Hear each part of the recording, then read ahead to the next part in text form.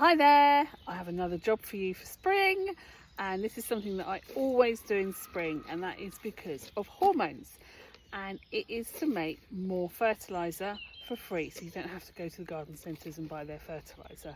So if you notice behind me and in your gardens, you'll notice all the spring nettles are erupting at the moment and are trying to take hold in your garden. Now these are really good plants, and I'm going to pick a big wodge of them now and put them in my tub. And like I said, these things have got loads and loads of growth hormones in them at the moment, and that is excellent. I wouldn't do this in the summer or in the winter time picking these. I'd always do them in the spring because you want to extract the growth hormone from them. So I'm just going to pick a few of these, and you can do nettle tea two ways. Now, don't worry if you get stung by these guys. I get stung all the time and I really don't mind. You actually get used to the pain after a little while. And actually the needles of the nettle have got an astringent in it, which can actually help protect you against rheumatism. Sorry, we have got broody chickens at the moment, and if any of you have got chickens, you'll probably have the same. We just kicked her off the nest. Oh, she is so unhappy about being kicked off her nest. She's very cross at the moment. So that was Brenda the Brahma, and yeah, she's very cross about being kicked off of her nest. Anyway, I'm up at my potting shed now and at my watering station. So here's my watering station with my big UBC, collecting all that lovely rainwater, and then all my pots of potions down here, which are fun to play with. And I'm just going to show you the one right at the very front here. This one here, that one. That's my worm tea. That one's my bokashi fertiliser. And then I've got two pots here, and they're both different. So this one here is a nettle tea, and that one there is a comfrey tea. So the nettle tea is really good. It's got nitrogen, potassium and iron in it, and that is really good for feeding your plants when you've potted them up to their 7 or their 9 centimetre pots, with a fertiliser feed that will help the greens of the plant green up even more and help make a strong plant. However, the comfrey one has got nitrogen, potassium and potash, which is really good for helping plants to flower. So when your plants start flowering, you switch to a comfrey mix to help the flowering process and knock off the nitrogen, knock off the nettle feed instead. You can do this two ways, as I've said, and this is the one that probably most of you will know of, and it is making that big stinky juice of nettle tea, which I've got some nettle tea here. I'm just going to vamp that up. Hang on a minute, I just need to get my gloves. There we go, I've got my nettles. Just going to boost this up a bit and stick that in there, and then just push it all down, and then I'm going to stick some more rainwater on top. So rainwater is the best gold standard water to go for, and I'm going to top this up and let that brew. So I'm just going to fill that up. This will take a couple of weeks to break down, and then you can use this nettle tea for up to 6 months, and then you need to sort of change it really. Now I've got a little sieve here because you can see there's bits in there, so when I put it into my watering can I always sort of sieve it, because you don't want the nettle, because obviously all the plant material is going to break down and rot, and you don't want to plug up the roses of your watering can, so use a sieve. And that is exactly the same process for comfrey tea if you want to do that too. So now for nettle tea a different way. And I've got myself a big wad of these ready to go. So I've got my liquidizer out and my nettles, and I'm gonna blitz up a massive mashup of nettles now.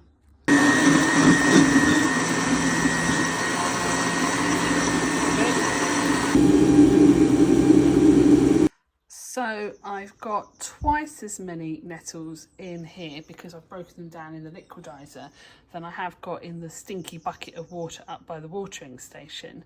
So I've got twice as much nitrogen and iron and potassium than I would have if I'd done like the dilution method of the water bucket. So I'm just going to transfer this to a pot now and show you the next stage. So I've got my tub and I've filled up enough there, but this is a once a year thing because you want all those spring hormones. So I'm going to go out and see if I can go and get some more nettles. Right, so I've got my blitzed up double batch of nettles here, so I'm really happy with that. We've got all of that, so I'm just going to measure out the quantity of this. Oh, look at all of that. So that is pretty much a litre, and then I need a bit more actually. Hang on, I need another measuring device. Key mistake, eh? So I've got about a litre, well, full jug and 300. So what I'm going to do is add loads of brown sugar. I wouldn't use caster sugar because it's been refined, it's had all the beautiful stuff taken out of it. So I'm just going to measure exactly the same quantity in brown sugar. Got my first 300 bit going in. I've got my big jug's worth and that's going to go in as well. And this is called super saturating. So we're going to actually super saturate the nettles, and it's actually a way to preserve all that goodness that's in the nettles and making it shelf stable for years to come. There we go. So I'm just going to add that on top and add it as a crust on the top, not mix it in.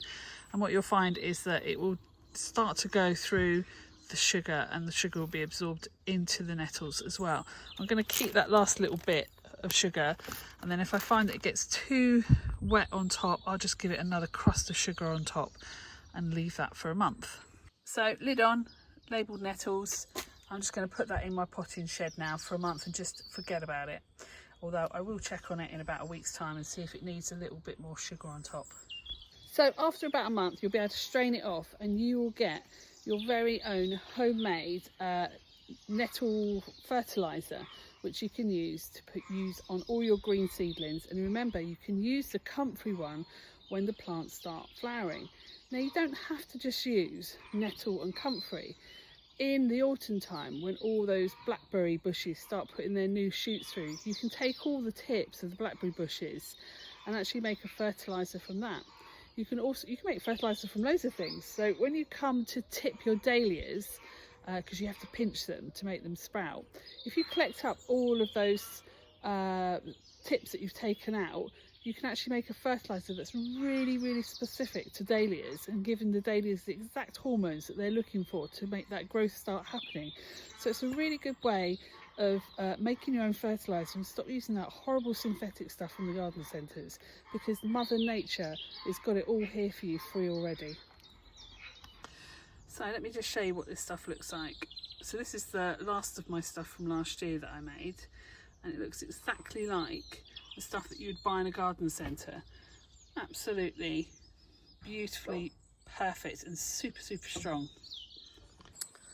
Like I said, this stuff is so powerful. It is jam-packed with goodness from Mother Nature and completely different from any of that stuff that you get in the supermarket. It is so powerful, I only use just a teaspoon in my watering can. And remember, with fertilisers and feed, it is a little and often, and it is no good to go around and just give everything a big wallop. It's just going to stress your plants out. So if you're going to do one job this weekend, go out, collect some nettles and make yourself your own either nettle tea, which is that stinky juice, or you can make yourself a nettle fertiliser, which is shelf stable because obviously it's been preserved with that sugar and will last for years to come. See you soon. Bye.